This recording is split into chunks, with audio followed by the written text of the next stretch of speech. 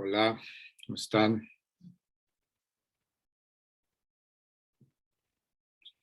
¿Cómo estás? Solo es uno. ¿Ha habido problemas por curiosidad, Pablo, ya que eres el único, ha habido problemas con ingresar? Sí, profesor, lo que pasa es que por lo general antes de cada clase hay un problema con los links, Ay, porque hay una confusión, no siempre está claro con cuál se entra al momento, o sea, con las clases hay un par de links. claro, son dos Entonces, links, pero uno, no está marcado la hora, uno dice dos, o sea, al menos en mi cuenta, mira, si quieres ahí te la voy a compartir contigo. ok. En el caso de Paideia hay dos, que dice uno clase jueves y otro clase reposición. Ah, no, para la clase de reposición, pues no. ¿Y no dice martes? No, pero ¿cómo has entrado tú? Mm, Tú has sí, entrado. hay un grupo de WhatsApp, entonces yo compartieron el link de la clase del martes y yo lo tenía como fijado, por eso pude encontrar el link. Ay, no A un entiendo. momento ahorita lo comparto por WhatsApp para que entren los demás. Te agradecería, qué bárbaro. Siempre hay, ya, voy a arreglar eso ahora cuando entren más gente.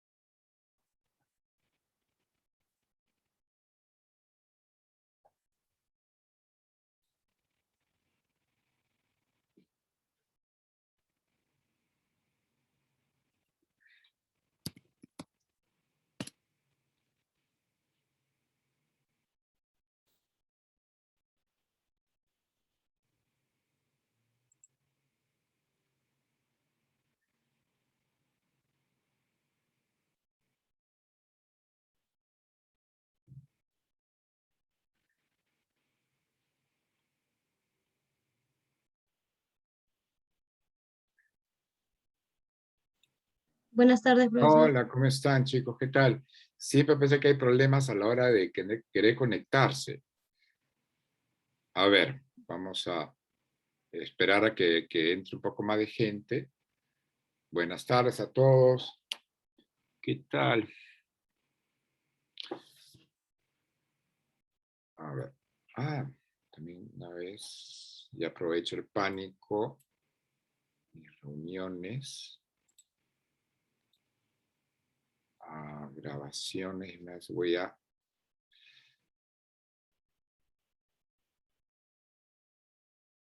La del 3 de septiembre.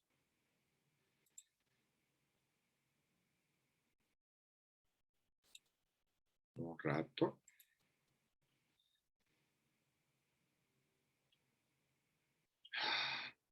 3 de septiembre fue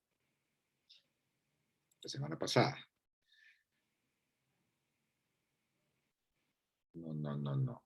La semana pasada, sí, qué tonto. A ver, un segundo. Ahorita,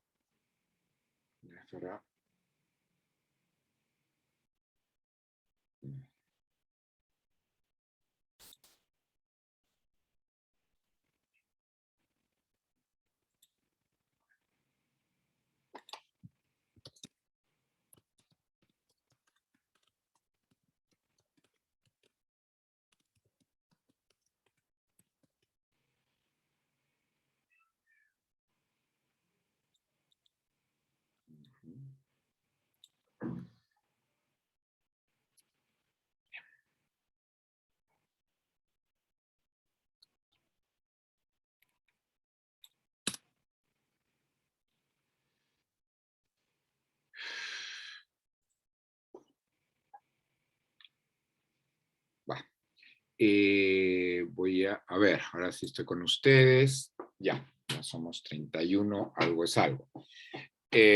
Solo voy a compartir pantalla para explicar algunas cosas. Un momento. Ya.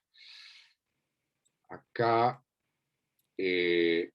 por si acaso, bueno, finalizado. Ya acabo de colgar la grabación de la clase de reposición, la clase del día viernes, ¿no? Para aquellos que no pudieron asistir. Y también quiero compartir con ustedes acá mi cuenta, me parece bien raro. Acá yo tengo pues programado cada semana 2 de la tarde, 3 de la tarde, ¿no? Acá la siguiente será, a ver, no tiene sentido. 2 de la tarde, 3 de la tarde, ¿por qué hay esto? Un momento, chicos, acá, ¿qué está pasando?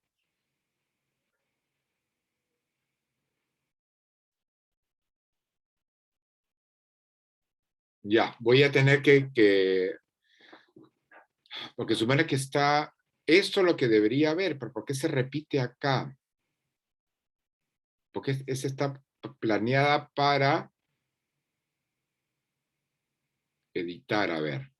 Un momento voy a ver, editar este acontecimiento.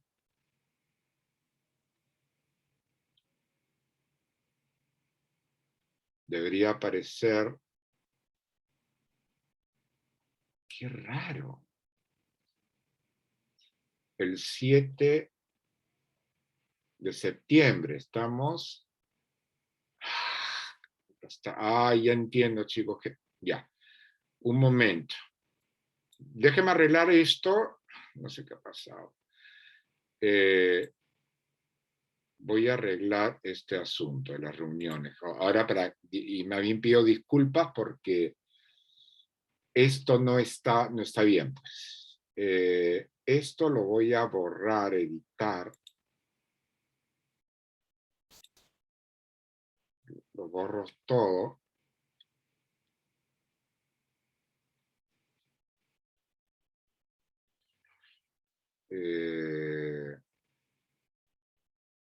¿Cómo hago para borrar?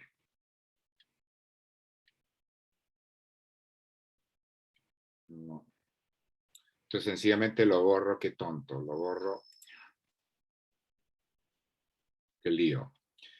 A ver, eliminar. No, eliminar acá. Eliminar todos los acontecimientos. Ya.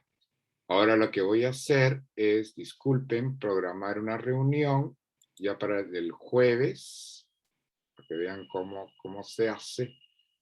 La siguiente reunión es de 1 hora, efectivamente, y va a ser el jueves 9 a las 3.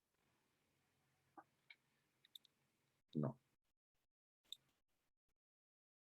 3 p.m. ¿No? Estoy bien, 1 hora. Reunión recurrente. Semanalmente, disculpo. Ahora me doy cuenta de por qué han tenido problemas. A ver.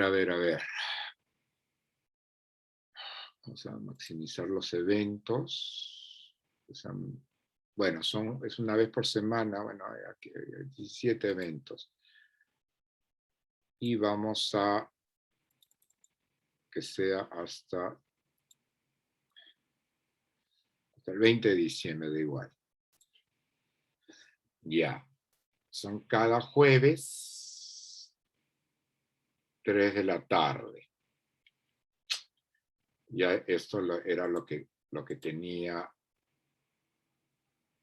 Y ya está. No sé si han visto los arreglos que he hecho, entonces ahora sí, las reuniones pues van a ser, ya debe estar acá salir arreglado. Ya, 2 de la tarde, 3 de la tarde, 2 de la tarde, 3 de la tarde. Ya, ahora sí. Más bien disculpen, ha sido un error mío de programación que han tenido dificultades para entrar a las reuniones. Pero ahora ya sí son, ¿no? Los jueves, pues efectivamente a las 3 de la tarde, los martes a las 2, jueves a las 3 y así de manera alternada, ¿no? Ya. Otra cosa que quería comentarles, a ver.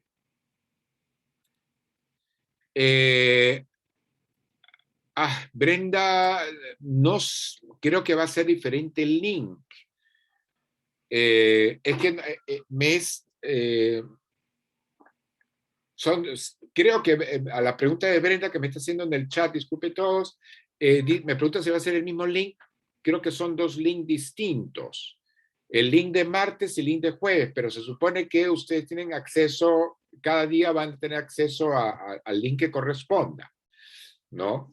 Porque supone que estos links ustedes tienen acceso. Yo he programado, obviamente, para que ustedes tengan acceso. Bueno, eso. Todo lo que puedo decir. Ahora, también lo que quería comentar con ustedes es que para la Orestíada, que toca, vamos a hablar de dos piezas de la Orestíada, ¿no? La primera y la tercera parte. La primera parte y la tercera parte de la Orestíada está, o sea, no tienen solo el PDF, también tienen videos, ¿ya? Para esta semana, pues vamos a ver el Agamenón. El Agamenón acá está en una versión fílmica en italiano, pero con subtítulos en español, que, digamos, la edición es correcta. Muchas adaptaciones contemporáneas del Agamenón tienen ediciones, pero son ediciones pertinentes, ¿no? Porque muchas veces se corta, por ejemplo, las largas digresiones de ciertos personajes y del coro. La versión es muy fílmica, no, si bien respeta, digamos, el atuendo es de época, como pueden ver acá, esta es la versión, no, esta es las Euménides, disculpen, esta es la versión, ¿no? Pero no respeta, digamos, por ejemplo, el uso de las máscaras y la minimización del escenario, ¿no? Hay puestas en escena que tienen que son más fieles en términos historicistas, es decir, que para empezar, todos los actores son varones, como era originalmente, todos los actores eran hombres, incluso los que hacían obviamente de personajes femeninos, y se respetan las máscaras y hay una minimización de la escenografía. También en la música han tratado de rescatar, digamos, los instrumentos musicales de época, ¿no? Hay una muy buena versión en inglés del Agamenón. Esto que tienen acá, disculpen, me están siguiendo, ¿no? O sea, sí pueden ver lo que yo proyecto en pantalla, solo para asegurarme. Sí, se puede ver.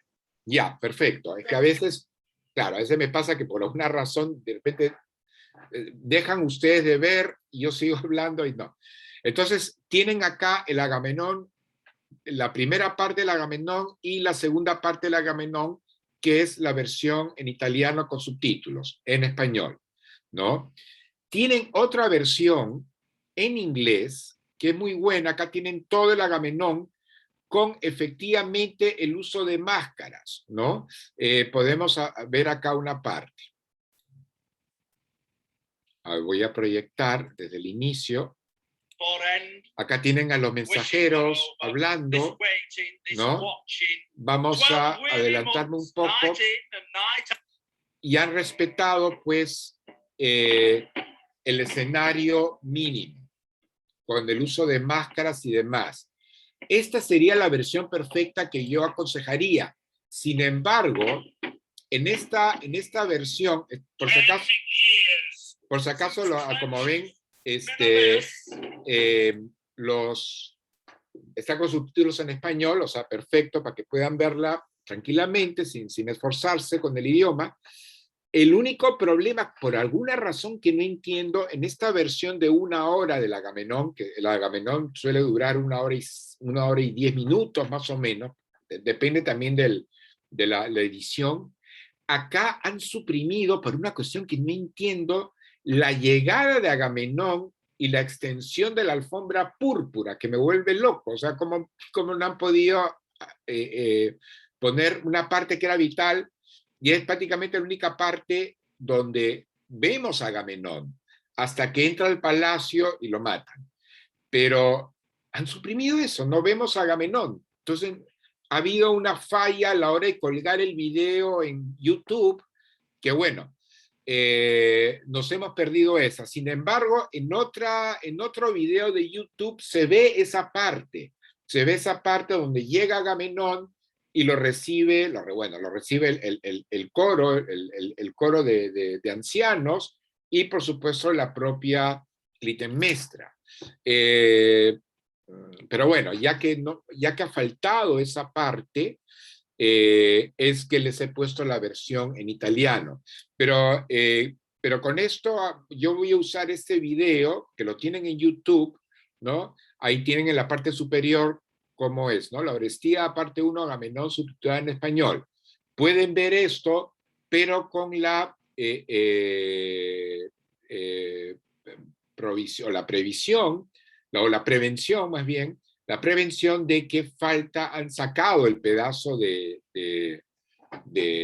la llegada de Agamenón, ¿no? A Micenas, que no, es alucinante.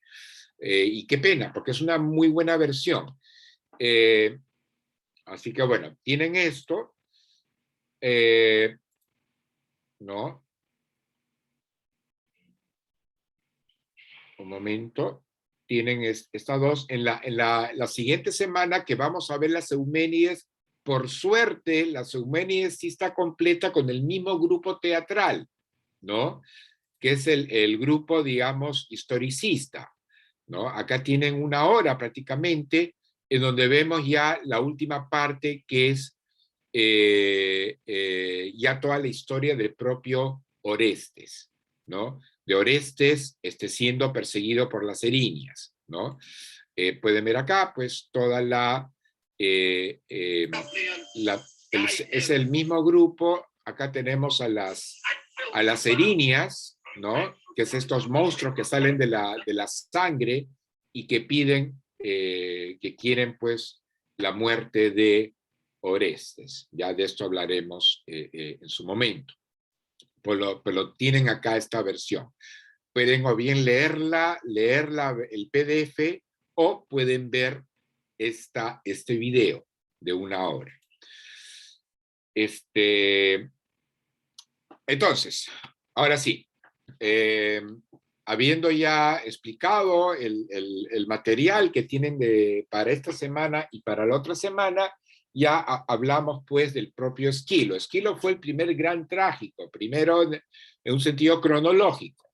El ponerlo como el mejor de todos o ponerle nota ya depende de la sensibilidad de cada quien o del especialista, ¿no? Pero de hecho Esquilo pues fue el gran reformador, fue la persona que le dio prioridad al texto hablado, le dio más espacio al texto hablado, cosa que parecía no haberse dado con las otras obras trágicas que nos han llegado. Fue un dramaturgo prolífico, ¿no? Escribió como 90 obras, pero nos han llegado unas pocas, ¿no? Nos han llegado unas pocas, pero parece que esas pocas que nos han llegado se encuentran entre las mejores, efectivamente, ¿no?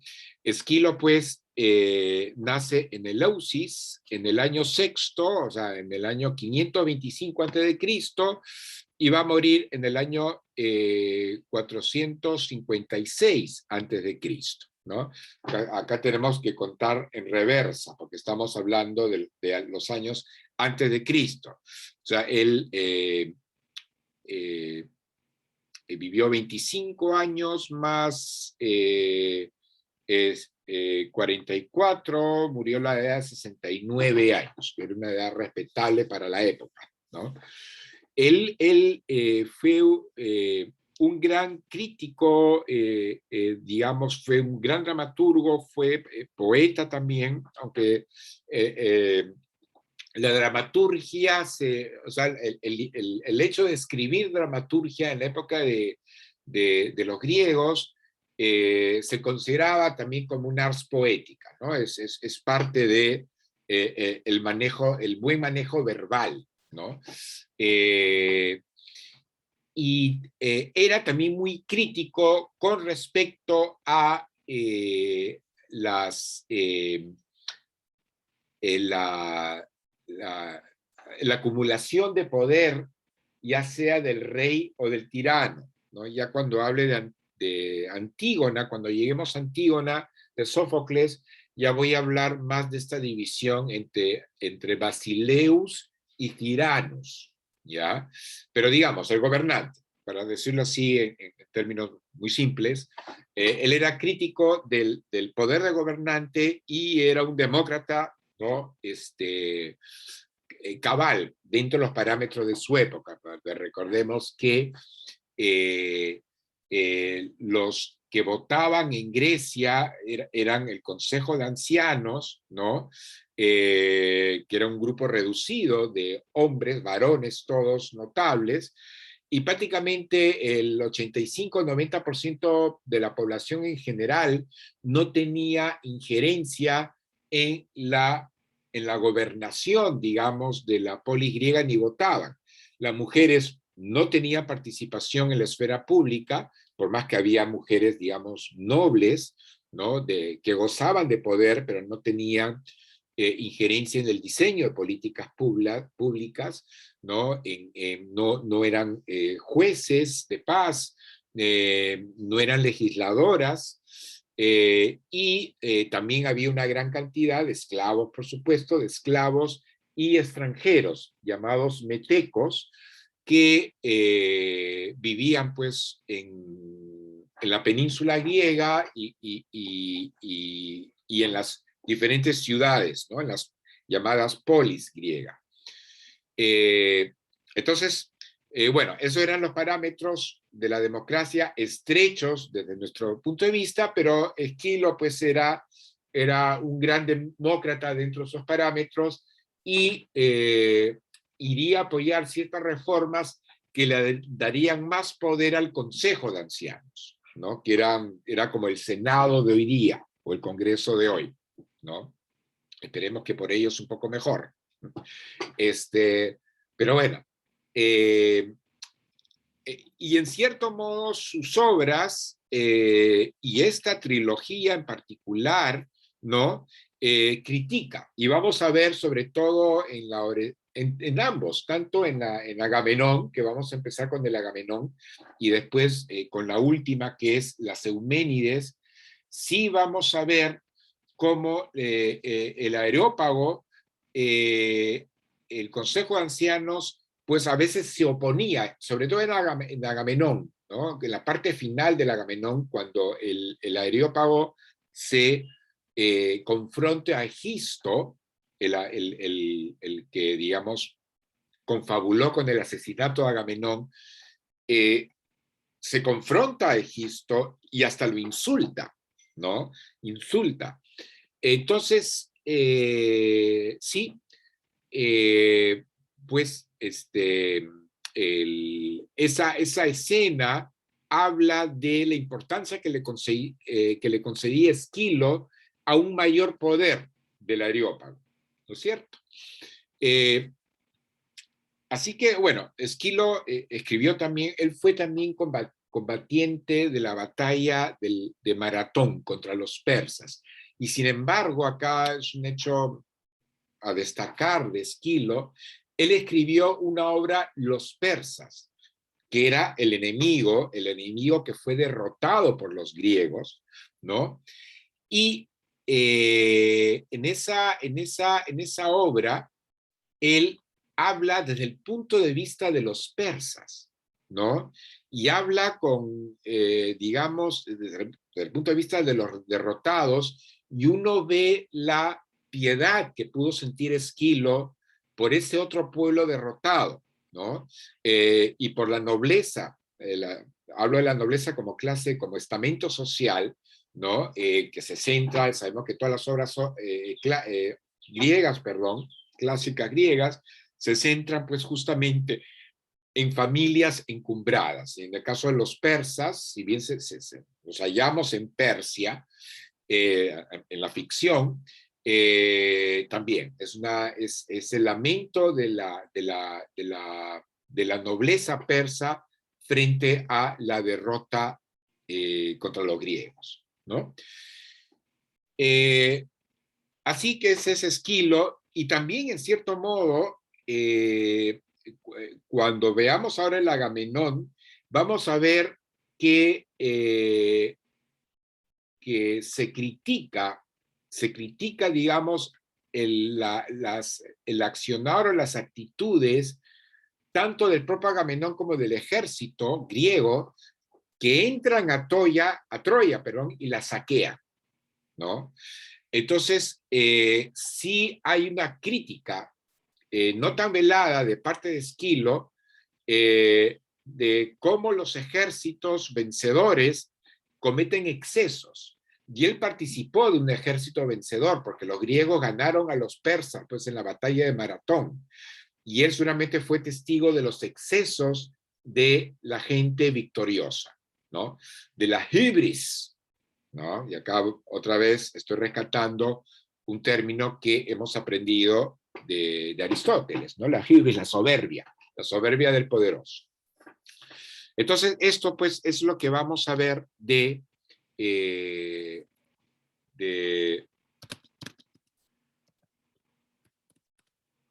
genealogía. Profesor, Sí.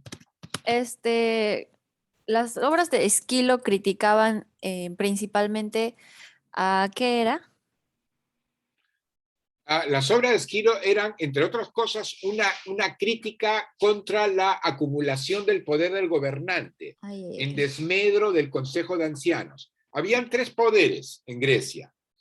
El del gobernante, que era como el equivalente a nuestro ejecutivo, el del Consejo de Ancianos, que eran los que legislaban, ¿no?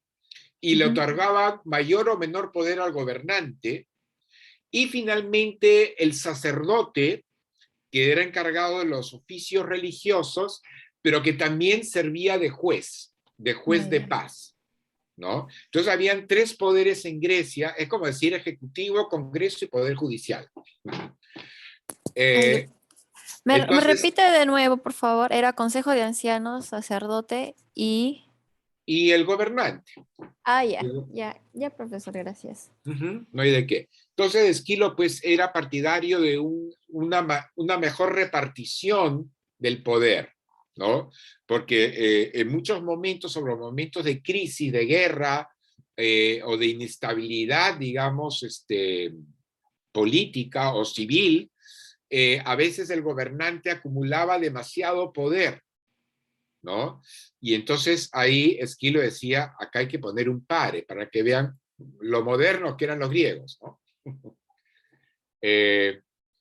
Y acá, bueno, ya voy a comentar esto también con un poco más de detalle en cómo Agamenón pues representa un poco el tirano que se siente embebido por el poder. Y para eso es importante la escena de la alfombra roja, ¿no? La escena de la alfombra roja, que igual vamos a verla en su momento. Entonces, ahora sí, tenemos la Orestíada, ¿no? La Orestíada es esta obra que consta de tres piezas, ¿no? La primera es el Agamenón, que es lo que vamos a ver ahora. La segunda son las Suplicantes y la tercera son, que vamos a ver también, las Euménides. Prácticamente, el argumento de Agamenón, la primera, tiene que ver con la llegada de Agamenón a Micenas después de haber vencido Troya. Recordemos que Agamenón era el gran, era un rey, era el rey de Micenas, pero también él había liderado a toda la confederación griega para apropiarse de Troya, ¿no es cierto? De Troya. Y sabemos que la ciudad de Troya pues, es una ciudad que realmente existió, que queda en lo que es ahora el suroeste de Turquía, ¿no? Y bueno, Agamenón regresa después de haber vencido, ¿no es cierto? De haber conquistado Troya, como sabemos por la Ilíada, ¿no? De Homero, sabemos pues, que los griegos reconquistaron, no reconquistaron, conquistaron Troya, ¿no? Y supone que reconquistaron Helena, ¿no? Que era la excusa. Y él regresa y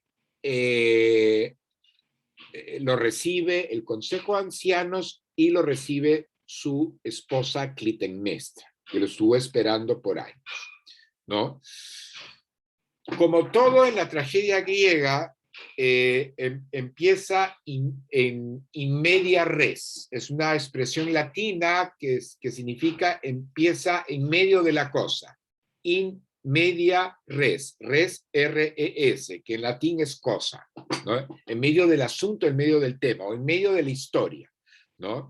Los que veían esta obra sabían que Agamenón, pues, efectivamente había triunfado en Troya. Sabían también que Agamenón, años atrás, para poder cruzar el mar y llegar a las costas de lo que es ahora Turquía, de Anatolia, él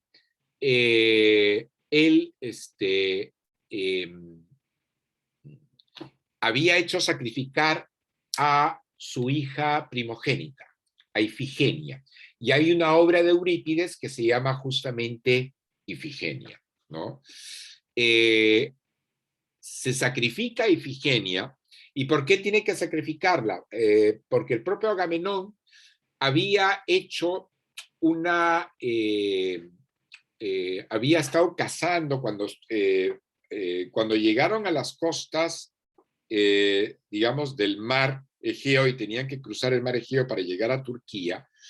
Él se puso a cazar y cazó un venado, pero tuvo la mala suerte o la imprudencia de cazar en el coto de caza de Artemisa, la diosa de la caza, ¿no? Artemisa era la diosa, curiosamente, de la caza y la diosa protectora de animales, a la vez. Y Artemisa furiosa, sabemos, como expliqué un poco en la clase de reposición, pues los dioses tienen temperamentos demasiado humanos, ¿no? Se puso pues furiosa porque este miserable mortal, por más rey que sea, es un mortal, se caza, digamos, en su coto de caza, en su propio territorio, los animales están reservados para ella, y se dirige a Poseidón, el dios de las aguas, para decirle que no haya vientos sobre el mar Egeo, para que los griegos no puedan cruzar el mar e ir a Troya. Y durante 2 o 3 años, los griegos efectivamente no podían surcar, no había vientos, ¿no? Poseidón ordenó pues, que no hubiese vientos para que los griegos crucen el mar. Entonces, lo que le exige Artemisa a Agamenón, dice, bueno, voy a permitir, lo haré con Poseidón para que tú y tus hombres puedan cruzar, las barcas griegas puedan cruzar el mar y llegar a Turquía. Pero, para que eso se dé, le dice, tienes que sacrificar a tu primogénita, a Ifigenia. Y él accede a eso. Y con el dolor de su corazón sacrifica a su hija.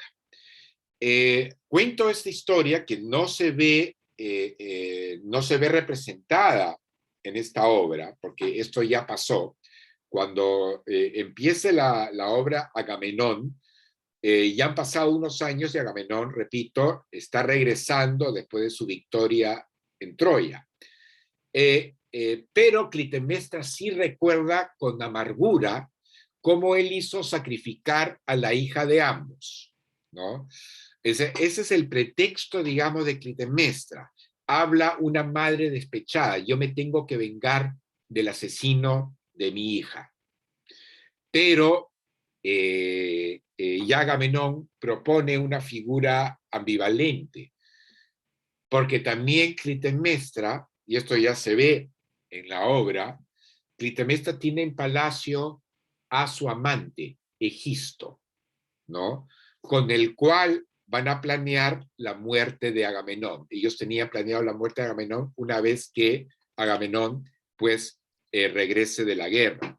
Acá quiero, un momento, genealogía. Caramba, ¿por qué? Algo está pasando.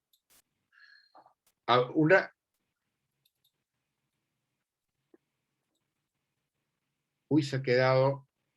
Qué raro. Que no puedo.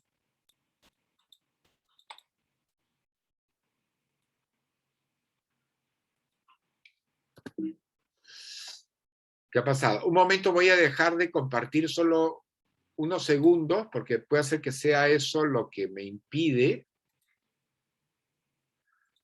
Ay, por Dios. Sí, ahora sí puedo escribir. No, que voy a, estoy buscando el árbol genealógico de Agamenón.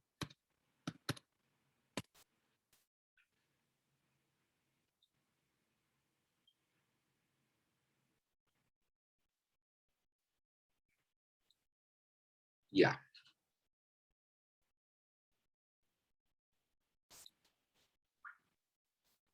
Y ahora sí, comparto pantalla.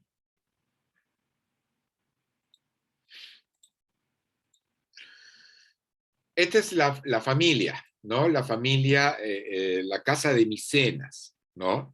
Tenemos acá a Agamenón, que con Clitemnestra engendran 3 hijos. Ifigenia, que ya moriría, o sea, ya moriría antes del inicio de la obra Agamenón, quedan vivos Electra y el hijo menor Orestes, ¿no?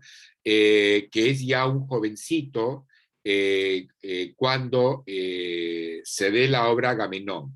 Cuando sacrifican a su hermana Ifigenia, Orestes era apenas un niño pequeño, ¿no? Y Electra es la hermana del medio, ¿no? Agamenón tenía como hermano a Menelao, ¿no? Ambos hijos de Atreo, como figura acá. Agamenón casado con Clitemnestra y Menelao casado con Helena, la que supone que era la mujer más bella del mundo, ¿no? Helena y Clitemnestra a su vez eran hermanas, ambas hijas de Leda, una reina, y de Zeus, ¿no? Tanto Clitemnestra como Helena salieron ambas, cuenta el mito, de un huevo, cada una de un huevo, ¿no? Porque Zeus, y este es figura pues en las Metamorfosis, ¿no? De Ovidio, Zeus tuvo comercio carnal con Leda, él encarnado en un cisne. Leda estaba en un lago y ve un cisne bellísimo, el cisne se acerca a ella y copula con ella, ¿no?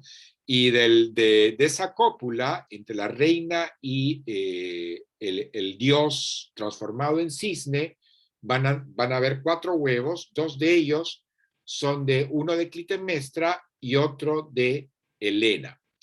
También digo esto porque Clitemnestra en su discurso habla de su hermana la ramera, ¿no? Que por culpa de Helena, de esa perra, o sea, parece que no había una buena relación entre hermanas, que son muy, muy griego también, estas disfunciones familiares, que por culpa de Helena, pues, los griegos tuvieron que ir a batallar para recuperarla, ¿no?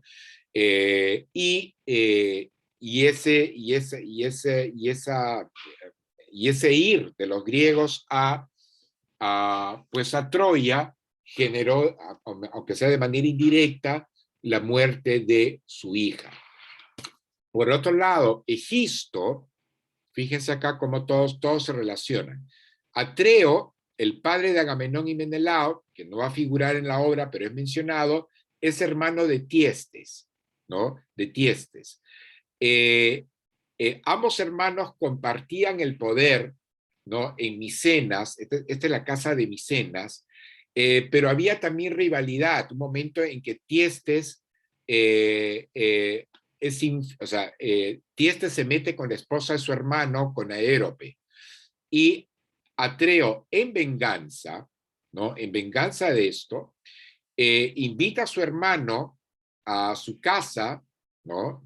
A su hermano Tiestes, y le sirve de cenar 3 hijos, los 3 hijos de Tiestes. Hace matar a sus propios sobrinos y hace que Tiestes se coma a sus hijos sin saber Tiestes que se está comiendo a sus hijos, ¿no?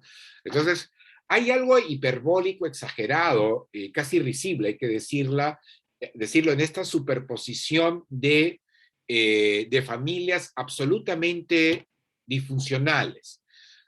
Chicos, no importa qué tantos problemas hayan tenido con su hermano, con su hermana, nada se compara a esto. En fin, pero esta exageración, estos relatos hiperbólicos, tiene que ver tal vez con una superposición de versiones de una misma familia. Porque lo que nos ha llegado de la mitología griega, y recordemos que la mitología griega, como casi todas las mitologías en la antigüedad, tienen siglos de historia que se transmite de una generación a otra, pero en la transmisión se van cambiando detalles, digamos, la familia pasó por un hecho increíble y después inventan otro hecho increíble, y ¿qué es lo que hacen? Que en la versión final los 2 hechos increíbles pues se dieron. Entonces, por eso tenemos historias muy recargadas, ¿no? De la versión, digamos, de la mitología de las grandes familias. También las grandes familias griegas descendían ellos a su vez de dioses, ¿no? Como sabemos, por ejemplo, que es el caso de Helena y de Clitemnestra, que son nada más ni nada menos que hijas de Zeus. Entonces, mueren pues los hijos de Tiestes, pero no Egisto. Egisto es el menor, y él también, confabulado con Clitemnestra, ¿no? Están en el palacio de Micenas esperando a Agamenón. Egisto también dice: yo voy a vengarme de la muerte de mis hermanos, no porque Agamenón haya tenido intervención en la muerte de sus hermanos, pero él es hijo de Atreo, y Egisto siente que tiene que castigar a la casa de Atreo, ¿no? Matando a uno de sus hijos. Por eso a Agamenón le llaman el Átrida, ¿no? Cuando ustedes vean las versiones de la Ilíada, a veces a Agamenón se refieren como el Átrida. Átrida significa pues el hijo de Ateo, de la casa de Atreo, pero no Ateo, sino Atreo, con R. Entonces, Egisto manifiesta este deseo de venganza también, ¿no? Y ambos, tanto Egisto y Clitemnestra, cuando al final de la obra se enfrenten al Areópago, ¿no? Al Consejo de Ancianos, van a esgrimir estos argumentos, pero también está la parte del adulterio, la parte, digamos, pasional. Son 2 amantes que quieren estar juntos y que se tienen que librar del marido de ella. Entonces, hay ahí una contraposición de motivaciones, ¿no? De motivaciones, o pueden ser un poco lo otro. ¿Tienen hasta ahora alguna pregunta o comentario? ¿No? Entonces, esto es lo que está pasando. La Orestíada, como muchas obras griegas, empieza con la primera escena es la de, vamos a ver esto, es la de actores, perdón, no actores, personajes secundarios, en este caso dos mensajeros que están en lo alto del palacio y ven la llegada de antorchas, ¿no? Eso significa que Agamenón está por venir, ¿no? Y que Troya seguramente ha sido conquistada, ¿no? Veamos solo unos minutos de esta primera parte, de esta primerísima escena. Entonces, ese es el párodos, ¿no? La introducción, digamos, a la presentación o el inicio de la obra, en donde entran, en esa primera escena va a entrar el coro griego y va a ocupar la orquesta, lo que se llama la orquesta, que es una palabra de origen griego, la parte baja del escenario. Estos centinelas están en la parte alta del escenario y en el escenario en sí, en el tabladillo está reservado para los, a menos en la versión, en el anfiteatro griego original, el escenario estaba reservado para los actores principales o los personajes principales, los que hablaban, mientras que el coro ocupaba un nivel inferior que era el de llamado la orquesta, ¿no? Y el coro por lo general va a cantar siempre.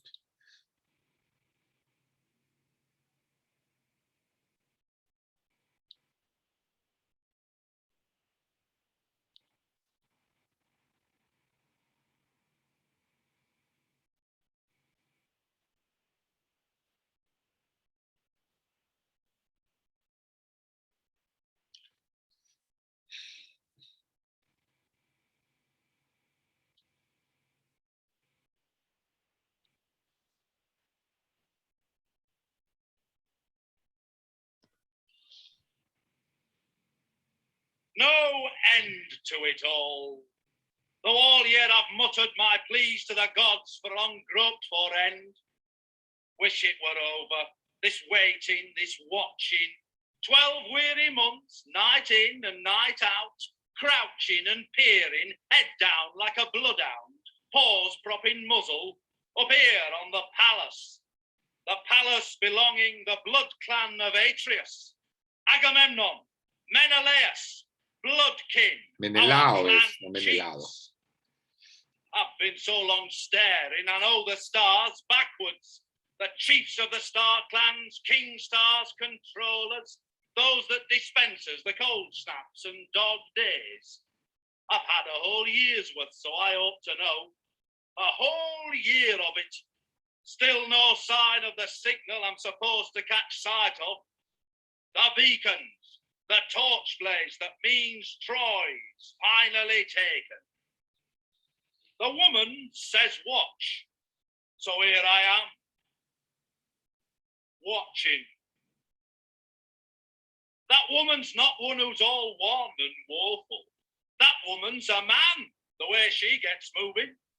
Put down your palliasse, dew-drenched by daybreak, not the soft bed you dream anything good in. Fear stays all night. Sleep gives me short time. Daren't drop off though, might miss it, the beacon, and if I miss it, life's not worth the living. Sometimes to stop nodding, I sing or try singing, but songs stick in my gullet. I feel more like weeping when I think of the change that's come over this household. Good once and well ordered, but all that seems over. Maybe tonight it'll finish, this watching, this waiting, an end to the torment we've yearned for. 10 years. 10 Come on, años, blast ¿no? it, beacon, blaze out of the No lo traducen blackness. todo, pero bueno.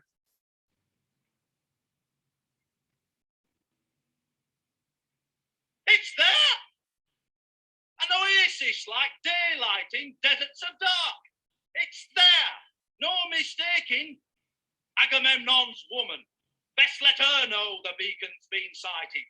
Time all the women were wailing their welcome. Troy's taken, Troy's down and Troy's flattened. They'll be dancing in Argos and I'll lead the dance. My master struck lucky. So I reckon. Sighting the beacons, a dice throw, all sixes. Soon I'll be grasping his hand. Agamemnon's. Let him come home to us, whole and unharmed. As for the rest,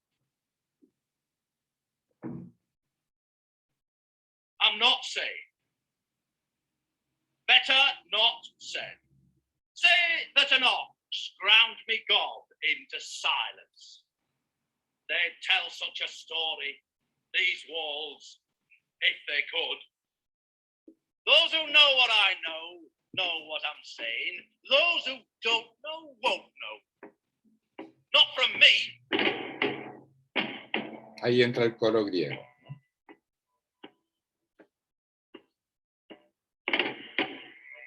En lo que sería la orquesta, ¿no?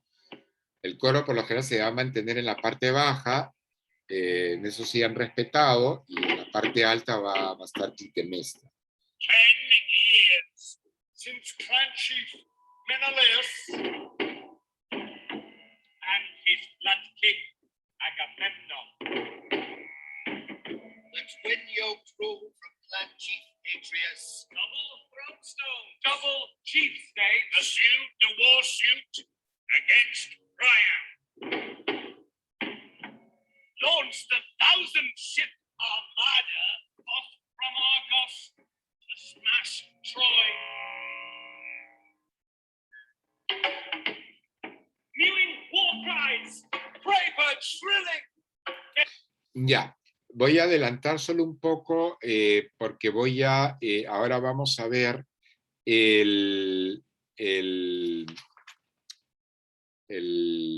¿cómo se llama?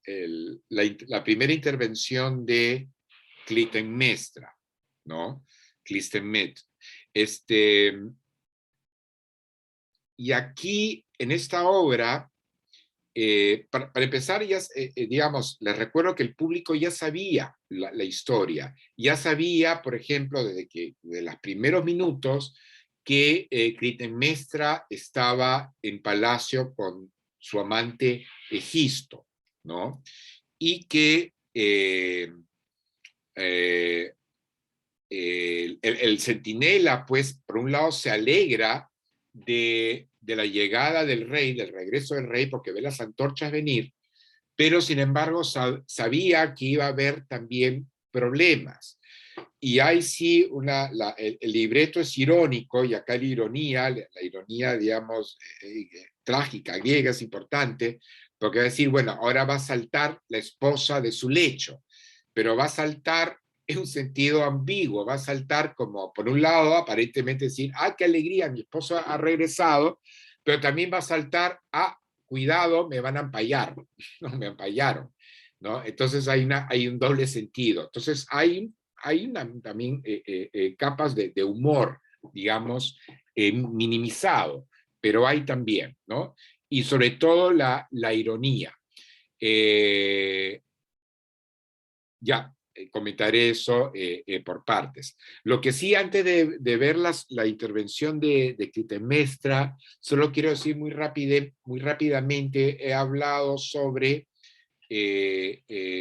en parte, sobre el argumento, la línea argumental de Agamenón, ¿no? Que la llegada de Agamenón lo va a recibir su esposa Clitemnestra, pero apenas él llega, apenas entre al palacio, va a ser asesinado. Con unas redes, o sea, Agamenón, esto va a ser relatado. Los hechos sangrientos no se significan, no están representados en el escenario, pero se cuentan, ¿no? Agamenón va a estar en una alberca, una piscina interior, le van a echar unas redes encima y Egistos lo va a matar a hachazos, de manera cobarde, digamos, ¿no? Porque no va a ser una lucha desigual. Al revés, no va a ser una lucha en los mismos términos, sino absolutamente desigual. Hay otro personaje que también entra como parte del botín de Agamenón y es Casandra. Casandra es troyana, es hija de un sacerdote, es una figura principal. Ella es adivina, ¿no? Ella también es sacerdotisa y ella, como prácticamente todas las adivinas, es ciega, ¿no? Como Tiresias es ciego, Tiresias está adivino, que aparece en muchas obras, ella también es ciega. Pero la desgracia de Casandra, ella a su vez fue castigada, ¿no? Por una divinidad, y Casandra va a tener el infortunio de, siendo adivina y de poder y tener digamos, la capacidad de ver el futuro, su castigo era que nadie le iba a creer. Entonces Casandra entra también al Palacio de Micenas, ya el rey Agamenón había ya entrado al palacio y ella sabía lo que le estaba pasando al rey y lo que le iba a pasar a ella. Y suplica, y no solo eso, sino que Casandra iba a saber lo que iba a pasar incluso después de la muerte de ella, porque va a decir cómo Orestes en un futuro se iba a vengar de su madre y del amante de su madre, ¿no? Todo esto lo va a decir Casandra en un discurso, ¿no? Y Casandra entra al palacio horrorizada porque sabía que eso implicaba su propia muerte, ¿no? Y bueno, muere Casandra, muere Agamenón dentro del palacio, y de ahí salen Clitemnestra y Egisto a confrontar al Consejo de Ancianos. Luego tenemos las Coéforas, que es la obra, la segunda parte que no vamos a ver, pero ya les cuento rapidísimo, eso tiene que ver con el encuentro de los dos hijos sobrevivientes de Agamenón y Clitemnestra, que son Electra y Orestes, ¿no? Orestes regresa, ¿no? Orestes fue llevado al exilio, él va a regresar, se van a reconocer los dos hermanos, tanto Electra como Orestes, que no se habían visto en muchos años. Orestes se sorprende que su hermana Electra esté harapienta, porque Electra decide no vivir en palacio cuando supo que su madre había asesinado a su padre y que convivía con su amante. Entonces, Electra, hay muchas escenas en esa obra donde Electra se confronta a su madre. De ahí viene el famoso complejo de Electra, ¿no es cierto? Que es el complejo, digamos, que sistematizó Freud, Sigmund Freud, el psicoanalista que investigaba mucho sobre las tragedias griegas, y habla pues de la confrontación entre madre e hija, ¿no? Y nombró Freud este complejo, esta confrontación entre madre e hija, como el complejo de Electra, en base al personaje de Esquilo, ¿no? Y Electra va a persuadir a su hermano Orestes que le dé muerte a la madre de ambos, a Clitemnestra, cosa que Orestes va a hacer, va a matar a su madre y al amante de su madre en venganza de su padre, y ahí va a ser perseguido por las Erinias. Ahí va a acabar la obra, la segunda parte. Luego viene la tercera parte, que se llama las Euménides, ¿no? Las Euménides es un título, digamos, irónico, porque tiene que ver con las alegres, digamos, ¿no? En griego es armonía, y tiene que ver con las servidoras, ¿no? Las servidoras de un ritual, pero en este caso de un ritual, digamos, alegre, festivo, pero que contrasta obviamente con lo que se ve en la obra, que no son de unas servidoras alegres, sino son las erinias, ¿no? Las erinias, que son estos monstruos, ya estoy hablando ya de la última parte, que se llaman las euménides, pero cuyas protagonistas en el fondo esta vez son un conjunto de monstruos femeninos, monstruos que brotan de la sangre derramada, y de la sangre derramada porque un padre o una madre, un padre mata a su hijo, o un hermano mata al otro hermano, o un hijo mata a su madre, ¿no? Un hijo mata a su madre, de la sangre derramada de la madre van a salir las erinias, ¿no? Y ya veremos, eso sí ya lo contaré en su momento, que en esa tercera parte de la trilogía, pues las erinias, tanto las erinias como Orestes, Apolo, que va a ser el abogado defensor de Orestes, y Atenea, que va a ser la diosa que va a ser jueza, ¿no? Atenea, recordemos, la diosa de la sabiduría, va a ser jueza. Atenea va a escuchar tanto a las erinias como a Orestes y Apolo, ¿no? Y va a dictaminar. Entonces, eso es toda la trilogía. Ahora sí, volvemos a Agamenón. Ya me he proyectado con toda la historia, digamos, de las tres partes, contadas de manera muy sucinta, y vamos a ver la primera intervención de la primera aparición de Clitemnestra. Y Clitemnestra en esta aparición va a prevenir, ¿no? Sobre, va a decir, ojalá que, básicamente esa es la sintaxis de su discurso, ojalá que los griegos que invadieron Troya no hayan cometido ciertos atropellos, ¿no?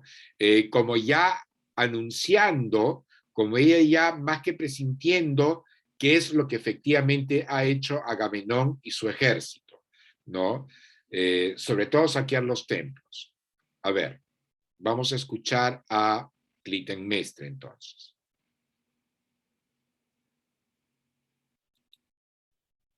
From my man Lord to me. The gods will get all our thanks for their bounty. But your tale's such a marvel, we'd like it repeated. We'd like all the detail. Is this first to hear by stuff? Troy's held by the Greeks.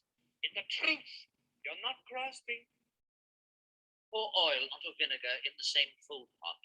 They'll never blend in brotherly blood bond.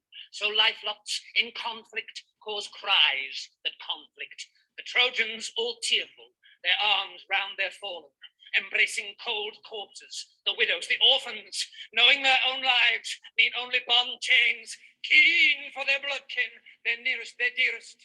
The Greeks, their whole night spent in harsh skirmish, famished for breakfast, swoop down onto Troy. No billets allotted, all discipline broken, each man for himself, the luck of the straw lot. They bed themselves. Acá, bueno, hay cosas que los subtítulos no captan del todo, pero Clitemnestra está hablando de cómo sufrieron los troyanos, ¿no es cierto? Y también los propios griegos, asusados por el hambre, empiezan a saquearlo todo, ¿no? Ocupan las casas, en fin, de la cautiva ciudad, etc. Down in the houses they captured, free of the night frost, rough beds in the open, sleep or once without sentries, and wake up refreshed. So provided they don't give Troy's gods provocation and leave unmolested their sacrosanct seats. Esperemos, dice ella, y con cierta ironía, porque sabe que en el fondo no fue así, esperemos que Agamenón y el ejército hayan respetado los templos, ¿no? Vamos a corroborar después por la llegada de un heraldo que no fue así, ¿no? El saqueo de los templos, el irrespeto por los dioses del lugar, era considerado un peor crimen que cualquier otro. Podían empalar niños, podían violar y matar mujeres, matar hombres, desollarlos, lo que sea. Dentro de la mentalidad antigua, la mayor afrenta era el saqueo de templos. Y eso es lo que había digamos, eso es lo que cometieron, el crimen que cometieron, el terrible crimen que cometieron, tanto Orestes, ¿de qué estoy hablando? Agamenón y sus soldados, ¿no? There's a chance that the victors will never be victims. I hope our platoons aren't driven by loot, lust, to bring much taboo back home here as booty. They still need some safety on the last lap back home. And even if the Greeks give grudge to no godheads, the dead that they've slaughtered can't sleep forever. Let disaster stop at the place it's reached so far. Cycle be broken and hope start to happen. Let a life lost that's lucky get crowned with the laurels. Clitemnestra practicaba, digamos, ciertos rituales. Ella visceraba, por ejemplo, animales, esto también figura en la obra, para vislumbrar el futuro, ¿no? Y acá ella está avisando, está, digamos, asumiendo un discurso cuasi religioso en donde dicen que es importante que los vencedores hayan respetado, digamos, ciertas reglas de respeto para la nobleza, por ejemplo, del lugar, que hayan respetado los templos, ¿no? Y que si eso no se hubiese cumplido, pues obviamente los griegos serían castigados, ¿no? Por el imperativo de por el imperativo de la sangre vertida, ¿no? Los dioses se vengarían, pues, de los vencedores por haber faltado a los dioses mismos, ¿no? Quiera, dice ella, que no sea así, porque serán los vencedores castigados. Aquí ella habla, otra vez, ahí está la ironía, ella habla como una adivinadora, ¿no? Como una sacerdotisa que previene contra el castigo divino, pero ella a su vez ya está planeando el castigo divino, ¿no? O divino entre comillas o sin comillas. Ella ya está planeando matar a Agamenón. Quiere librarse de Agamenón. Entonces, hay siempre un doble discurso de parte de ella. ¿Preguntas o comentarios hasta ahora? ¿No? Yo, profesor, Sí, por favor. me quedé con la duda. Al final, ¿quién gana el juicio en la tercera parte? Bueno, Orestes no se va a salvar, no lo van a ya. matar, pero de una manera Atenea tiene que compensar a las erinias. Y la manera de compensar a las erinias, ¿no? Es otorgándole, a menos en Atenas, otorgándole un lugar de culto que no tenía. Las erinias eran divinidades preolímpicas, muy antiguas. Eran anteriores a la divinidad, a los 12 dioses del Olimpo, ¿no? Entre los cuales se encontraba la propia Atenea y el propio Apolo, ¿no? Y Zeus, y Júpiter, y Hera, y Afrodita, ¿no es cierto? Entonces, incluso eso le increpan las erinias a Apolo. ¿Cómo le dicen las erinias a Apolo? Nosotros somos diosas mucho más antiguas que tú. Somos como de una vieja aristocracia. ¿Tú quién eres? Eres un dios recién llegado, ¿no? Entonces, pero también eso avisa de una confrontación entre divinidades matriarcales muy antiguas y las nuevas divinidades o relativas nuevas divinidades patriarcales, como si en el mundo todavía anterior a los griegos o anterior a la Ilíada hubiese existido un matriarcado y hubiesen existido divinidades femeninas, que muchas de ellas reclaman un lugar, ¿no? Un lugar en los nuevos panteones. Entonces las erinias van a ser acogidas dentro de la polis se va a construir altares para ellas. Así esa es la concesión que hace Atenea a estas diosas de la sangre, digamos. Ya, ¿no? profesor, listo, gracias. ¿No? Ok.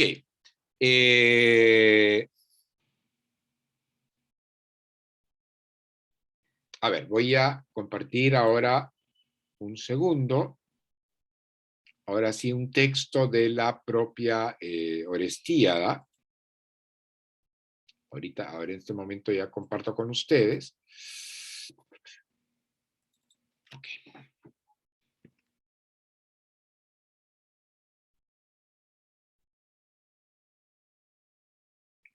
Un momento.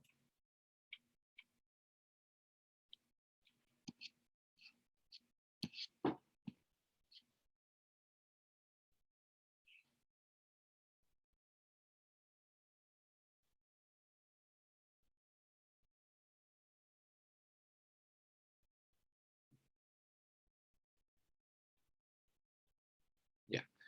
A ver, voy a compartir esta. Esta es voy a compartir con ustedes este PDF que también tienen en Paideia, ¿no? No sé si pueden ver el PDF. Estamos al inicio de la obra. Clitemnestra acá habla de justamente de la advertencia, ojo, que hayan violentado los templos, sembrado sufrimiento inútil entre los civiles, ¿no? De Troya, porque van a ser castigados, ¿no? Y acá replica el coro de ancianos, ¿no? Mujer, hablaste con generosidad y como lo hubiese hecho un hombre prudente. Acá también no podemos olvidar la cuestión sexista de la época, ¿no? De Esquilo. No dudo que cuanto me anunciaste es verdad y voy a dar gracias por ello a los dioses, pues de grandes trabajos digna recompensa han obtenido. Oh rey Zeus, y tu noche cara, ¿no? Habla de la noche también como era una divinidad nocte, ¿no?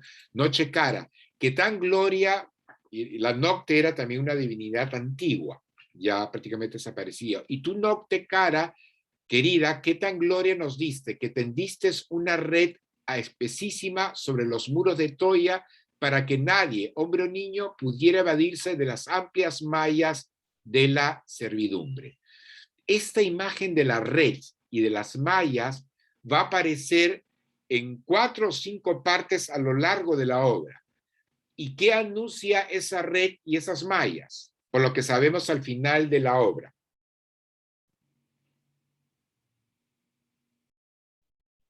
La muerte de Agamenón. La muerte de Agamenón, ¿no es cierto? Entonces miren cómo trabaja Esquilo. Esquilo usa la red como metáfora, pero la red avisa de la propia muerte de Esquilo. Y mira acá también el contraste. Acá se habla de una red, el Consejo de Ancianos habla de una red que cubrió, ¿no? Los muros de Troya, o que se esparció por toda Troya y capturamos a los troyanos con esta red. Pero la red, también una red, va a matar al jefe de todos los griegos, ¿no? Al rey de Micenas, Agamenón, ¿no? Entonces, esto se ve, es una constante, ¿no? Los heridos por la venganza de Zeus pueden relatarla y se les permite seguirla de principio al fin, ¿no? Si alguno dijere que los dioses no se curan de los mortales que huellan el honor de las sacras leyes, no es varón piadoso. La verdad manifiesta es para los descendientes de aquellos que atizaban una guerra tanto más inicua, desgraciada, ¿no? Cuanto mayores eran las riquezas que en sus casas abundaban. Para que mi vida se vea preservada de infortunio, básteme la sabiduría, pues las riquezas de nada sirven al hombre que, insolente, huella para su propia ruina el ara santa de la justicia. También el saqueo de las riquezas rebajaba, digamos, a los vencedores, porque hablaban de ellos como unos vulgares ladrones. Y efectivamente va a haber el saqueo de las arcas de Troya, ¿no? La persuasión del crimen, hija funesta de Ate, le arrastra con violencia y vano es todo remedio. La culpa no queda borrada, antes adquiere mayor brillo con horrible luz. Cual moneda alterada por el roce y el uso, el culpable se ennegrece con el juicio por el que pasa. Niño que persigue a un pájaro huido, imprime a la ciudad imborrable delito. No hay Dios que escuche ya las súplicas, y todos hacen que desaparezca el impío autor de tales crímenes. Así París entró en el hogar de los Átridas y manchó con el rapto de una mujer la hospitalaria mesa. Acá sí París fue efectivamente el troyano, el hijo de Príamo, el hijo del rey de Troya, que secuestró a Helena, estaba confabulado con Helena, las versiones varían, ¿no? Helena parece que o se fue a la fuerza con París o se fue cantando con París, ¿no? Feliz de la vida. Huyó de la casa pues de su esposo, de Menelao, y con París se fue a Troya, ¿no? Ok. Y dicho sea de paso, así como París burló las leyes de respeto al anfitrión, porque se lleva a la esposa a su anfitrión, porque fue París el que va a Micenas, ¿no? Y en la casa de Menelao se lleva a su esposa. Entonces burló, no solo se lleva a la esposa, sino rompió las reglas del buen huésped, y eso también lo va a pagar su pueblo. Digamos, en la cosmovisión griega, el pueblo paga por los crímenes de sus gobernantes, ¿no? Así como los hijos también pagan los crímenes de los padres, no al revés. Pero los hijos, en tanto son una extensión de los padres, sobre todo del padre, van a pagar, pues, las culpas del padre, ¿no? Eso lo vamos a ver ahora cuando veamos Antígona, y cuando veamos la otra casa, la de la de Tebas, ¿no? Pero acá también París va, digamos, por ser por ser el hijo del rey y por su delito, va a hacer que el pueblo de Troya pues pague lo que hizo, ¿no? Ok.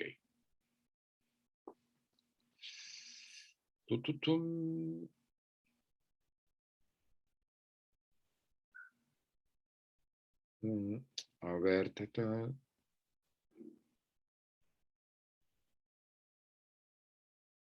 en un momento también, cuando hablan de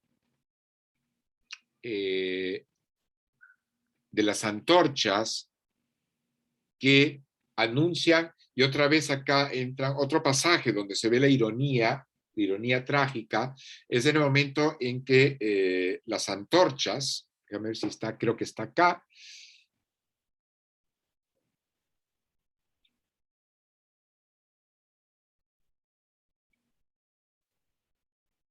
no, pero bueno.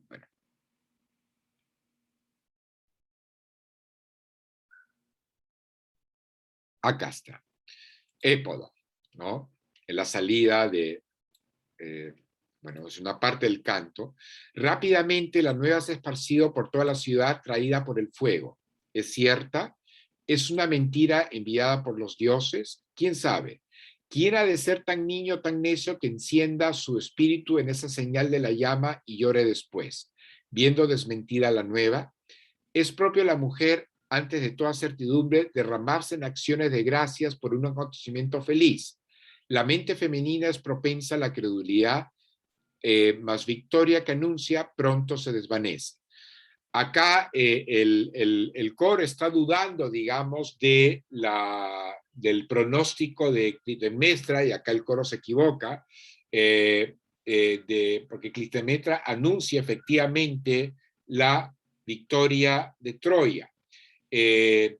Los fuegos de Troya se confunden con las antorchas, ¿no? Los fuegos de Troya, hablo del incendio de Troya, que parte de Troya es quemada, se confunde con las antorchas que anuncian la llegada de Agamenón. Pero esas antorchas, esos fuegos que anuncian el triunfo de Agamenón, también están anunciando la muerte del propio Agamenón, la muerte que está por venir, ¿no? Ese camino de antorchas del que había hablado el Vigilia, ¿no? Ese camino de antorchas anuncia felicidad y anuncia desgracia a la vez. Es el fuego, que es el mismo fuego que ardió una ciudad, en la que ardió una ciudad, y es el mismo fuego que anuncia la victoria de un rey, y es el mismo fuego que a su vez prepara el camino para un rey que va a morir en manos de su mujer, ¿no? Y esto pues, y terminemos con esto. En breve hemos de saber si esos mensajes de antorchas, fuegos y señales luminosas han dicho verdad, o si ese bienadado fulgor, como el de los sueños, ha engañado a mi mente. Acá Clitemnestra se ha adelantado al mensaje del heraldo, el mensajero que todavía no viene, y ha pronosticado que efectivamente Troya ha sido tomada, pero aún en principio no se sabe, no hay un mensaje oficial. Veo venir de la ribera a un heraldo coronado de ramas de olivo. El polvo, hermano sediento del yodo, me da testimonio de ello. No ha de ser ya mudo ese mensaje, y no te lo traerán solo fuegos alimentados con rama de los montes y humaredas de Pira. Alegría mayor han de darnos sus palabras, refiere al mensajero. Maldijera yo cualquier otra noticia, así nos traiga tan felices como las del fuego que vimos, ¿no? O sea, Clitemnestra acá se alegra también de las antorchas, se alegra del fuego, pero por razones que en principio no son las que comparte el coro griego, que está a la expectativa de la confirmación, pues, de las noticias, ¿no? A ver, vamos a adelantarnos un poco.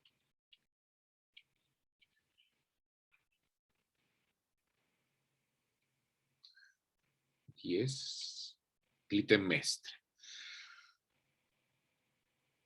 El heraldo, pues, llega y confirma la destrucción de Troya, la toma de Troya, ¿no? Y Clitemnestra aquí va a hablar. Y acá, pues, este es uno de los discursos más cínicos de la reina. Y dice así: tiempo ya hace que dejé brillar mi alegría, desde el punto en que anoche la mensajera llama nos hubo anunciado la toma y destrucción de Troya. Entonces me dijeron insultándome, ¿no?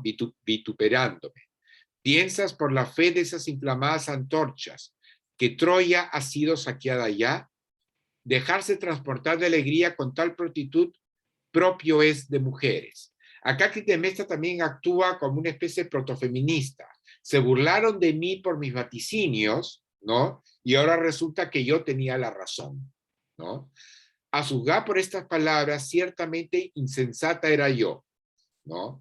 Hice, sin embargo, sacrificios y por todas partes en la ciudad, goce de júbilo como de mujeres, elevaban acciones de gracias en los templos de los dioses, y cantaban en el instante en que se amortigua la llama olorosa del incienso consumido. O sea, no solo ellas, sino otras mujeres también vaticinaban la toma de Troya, ¿no?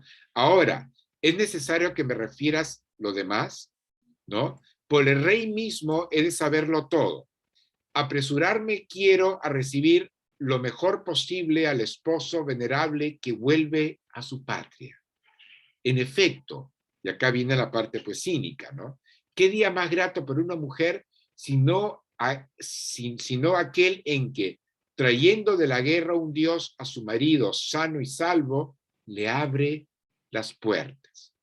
Ve a decir a mi esposo que venga presto, ¿no? Según el deseo de los ciudadanos, y que hallará en sus moradas a su fiel mujer, tal como la dejara, perra para la casa.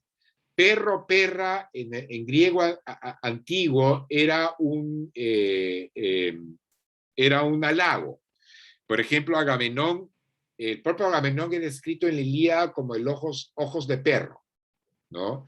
Perro como el animal fiero y perro también como el animal fiel, ¿no? Ahora tiene otra connotación perro o perra, sobre todo aplicada para las mujeres, ¿no? Perra ya es otra cosa, pero no era en el mundo griego.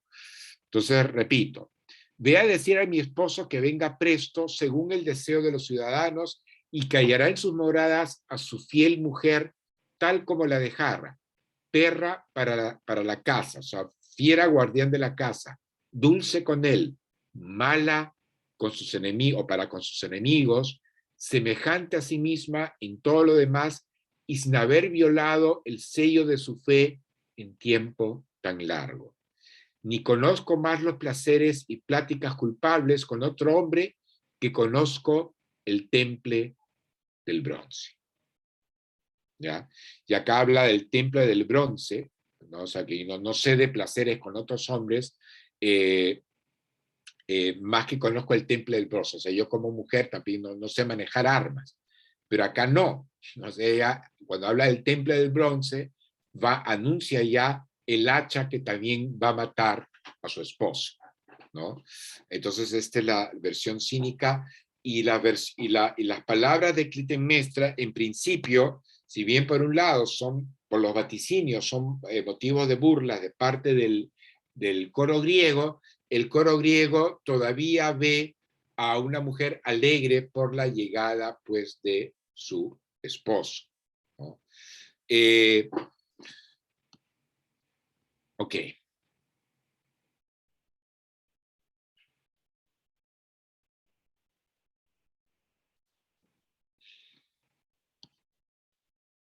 A ver, vamos a ver, acá hay una alusión más a las redes.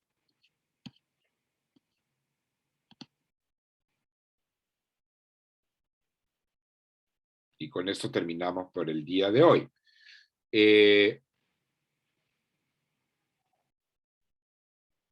Llega Agamenón, ¿no? Un momento, solo quiero ver.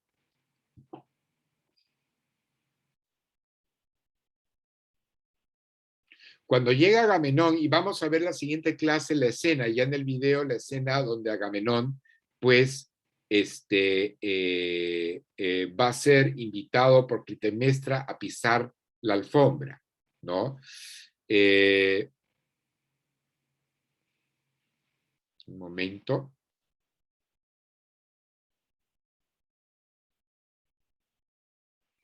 Mm.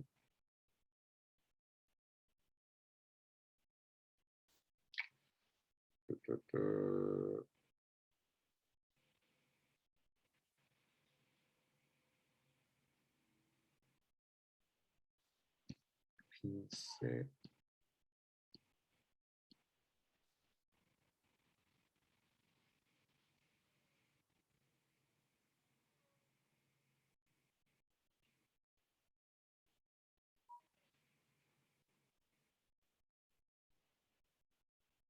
No, creí que estaba en esta página, disculpen, la alusión a la alfombra.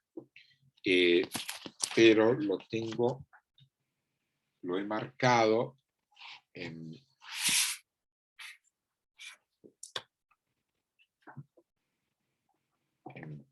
este libro, y les voy a leer esta alusión, no a la alfombra, disculpen, a la red, veanme. ¿Ya?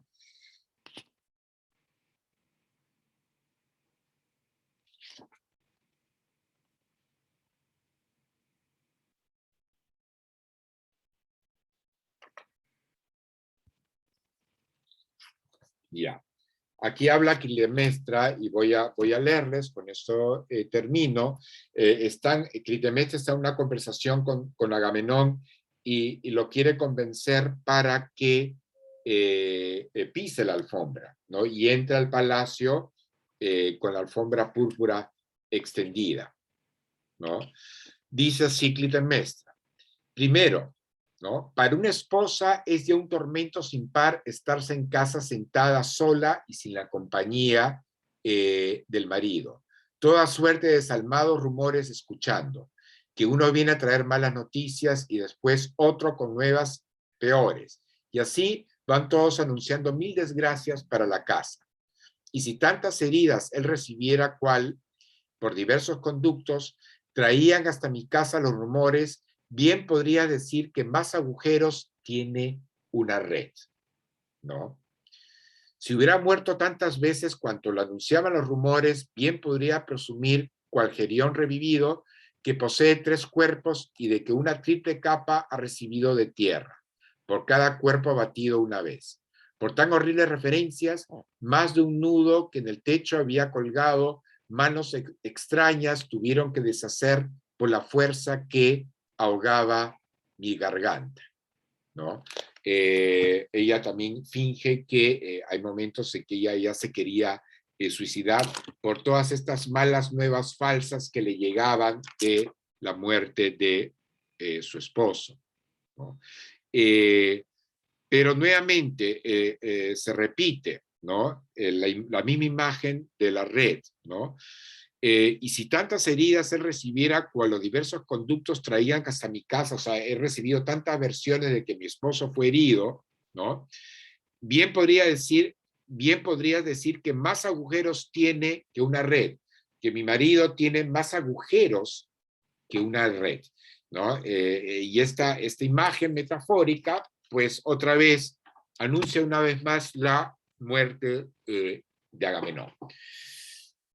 Vamos a quedarnos aquí y ya con la otra clase, el día jueves, ya comentamos esta escena que importa comentarla a detalle, que es la de la entrada de Agamenón al palacio con el manto púrpura.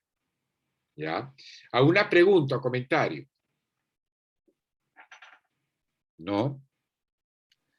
Profesor, pero Agamenón fue herido durante Troya, o no entiendo bien esa parte. No. Lo que dice Clitemnestra, gracias por tu pregunta, tal vez, ella mientras estaba en palacio escuchaba muchas malas noticias falsas sobre Agamenón, ¿no?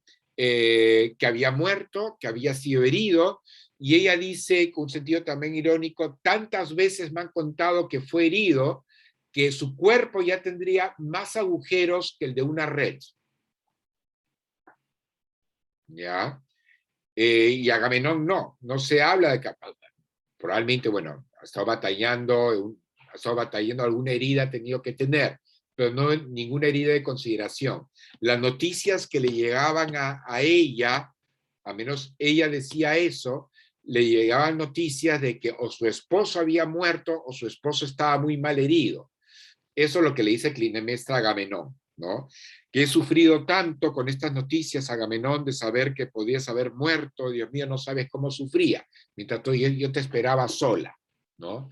Y sabemos que no, que lo que más ansiaba tal vez Clitemnestra era la muerte de su esposo. No tal vez que perdiera la guerra, porque perder la guerra pues significaba una posible invasión persa, o persa, estoy cambiando ya de enemigos, una invasión, digamos, troyana al revés, ¿no? A la península. No, más bien se dio a la inversa, ¿no? Fueron los griegos que tomaron Troya, pero de hecho Clitemnestra se presenta como una esposa sufrida, que sufría por estas noticias falsas sobre la muerte de su esposo, y Salera, pues, ella finge alegrarse que no eran ciertas, ¿no? Ya. ¿Alguna otra pregunta, comentario? Profesor, ¿este video ya está en Paideia o recién lo va a subir? Voy a subir, si quieren, el video sobre Agamenón, la versión en inglés con subtítulos en español, pero con la prevención, David, de que falta la parte, no sé por qué, falta la parte de la alfombra púrpura, ¿no? Entonces, si quieren puedo colgar este video acá, pero pueden verlo también en YouTube, chicos. Voy a compartir pantalla una vez más para decirles dónde está en YouTube. Acá está, ¿no? En YouTube dice la Orestiada parte 1 Agamenón. Ya, si quieren, voy a hacer esto. Copiar y voy a pegar acá en el mensaje para todos. Voy a pegar el enlace, ¿no? Acá tienen el enlace. Y repito, el problema con este video es que falta que me da cólera, porque es una muy buena versión, pero no sé qué pasó, que omitieron la parte de la entrada de Agamenón, ¿ya? Pero vamos a ver, ya la siguiente clase, repito, vamos a ver esa escena de la entrada de Agamenón pisando la alfombra púrpura. Y ahora sí, me despido y nada, a cuidarse y chau. Nos vemos el jueves. Gracias, profesor. Hasta luego. Gracias, profesor. luego. Hasta Adiós, luego. profe, hasta luego. Gracias, profe, hasta luego. Gracias, profesor. Gracias, profesor. Hasta luego.